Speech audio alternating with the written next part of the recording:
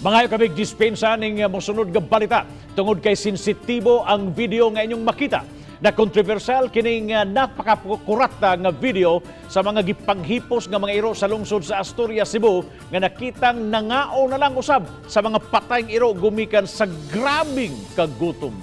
Ang report ni Nico Serino.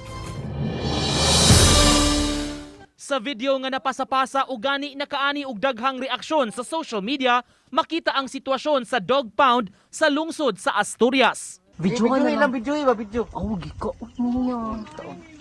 Uy kay ma'am as ima ko sa mata ni kaon na sa bang. Gikaon sa mga iro ang laing namatay nga iro, gumikan kuno sa tumang kagutom. Ang mga iro nga sulod sa tangkal, gi-impound o nahipos kay naglaroy-laroy sa kadalanan. Sa post sa mga animal lovers ug advocate groups, giingong gibuhian na ang mga iro sa maong tangkal apan makita ang patay sab nga mga iro sa sud niini. Nasayran nga ang dog pound na himutang sa barangay Langob, giduma sa munisipyo. Kapente sa municipal kay idunit man na siya. Oh. Wala lang sa Langob ang ubal.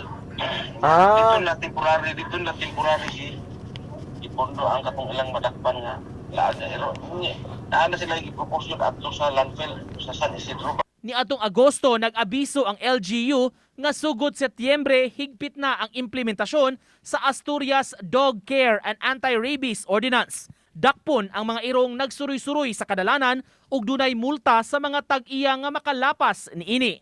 Ang insidente giimbestigahan na karon sa LGU kundiin gimanduan ang municipal agriculturist pagsusi ug paghatag og report sa mayor. Sa text message ngadto sa GMA Regional TV, matod ni Mayor Antonio Pintor, miadto karong adlaw ang taga-Agriculture Department gikan sa Kapitolyo aron susihon ang sitwasyon.